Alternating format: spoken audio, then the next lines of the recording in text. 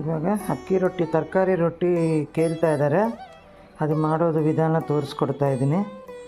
ಇದು ಆಲೂಗಡ್ಡೆ, ಶುಂಠಿ, ಸೌತೆಕಾಯಿ ಮತ್ತು ಸೋರೆಕಾಯಿ, ಸೀಮೆ ಬದನೆಕಾಯಿ ಮತ್ತು ಗೆಡ್ಡೆಕೋಸು, ಕ್ಯಾರೆಟು, ಈರುಳ್ಳಿ ಮತ್ತು ಇದಕ್ಕೆ ಒಂಚೂರು ಎಳ್ಳು ಮತ್ತು ಜೀರಿಗೆ ಒಂದು ಸ್ಪೂನು, ಗಸಗಸೆ ಒಂಚೂರು, ಇಂಗು ಸ್ವಲ್ಪ, ಓಂಕಾಳು ಸ್ವಲ್ಪ, ಹಸಿಮೆಣಸಿನ್ಕಾಯಿ ಪೇಸ್ಟ್ ಸ್ವಲ್ಪ, 1 ಸ್ಪೂನು ಮೊಸರು ಮತ್ತು ರಾಗಿ ಹಿಟ್ಟು 1 ಕಪ್ಪು, ಗೋಧಿ ಹಿಟ್ಟು 1 ಕಪ್ಪು, ಅಕ್ಕಿ ಹಿಟ್ಟು 1 ಕಪ್ಪು, 1/4 ಕಪ್ಪು ಸಣ್ಣ ರವೆ ಮತ್ತು ಇದು ಕೊಬ್ಬರಿ 1 ಗಿಟ್ಕಷ್ಟು, ಅದೇ ಅರ್ಧ ಚಿಪ್ ಹೋಳು ಮತ್ತು ಕೊತ್ತಂಬರಿ ಸೊಪ್ಪು, ಉಪ್ಪು.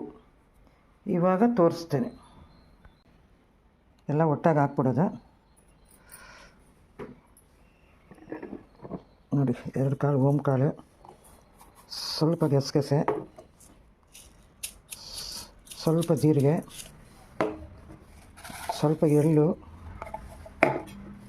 ಸ್ವಲ್ಪ ಇಂಗು ಡೈಜೆಷನು ಮತ್ತು ರುಚಿಗೆ ತಕ್ಕಷ್ಟು ಉಪ್ಪು ಮತ್ತು ಕೊತ್ತಂಬರಿ ಸೊಪ್ಪು,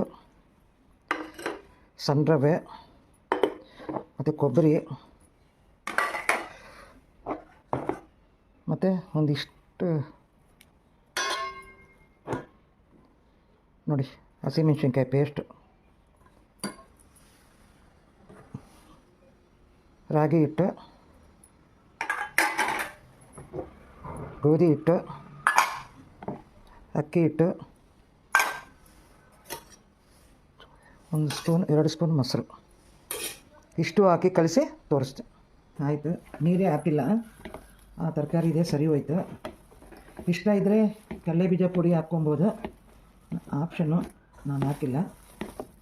ಮೇಲ್ಗಡೆ ಚೂರು ಎಣ್ಣೆ,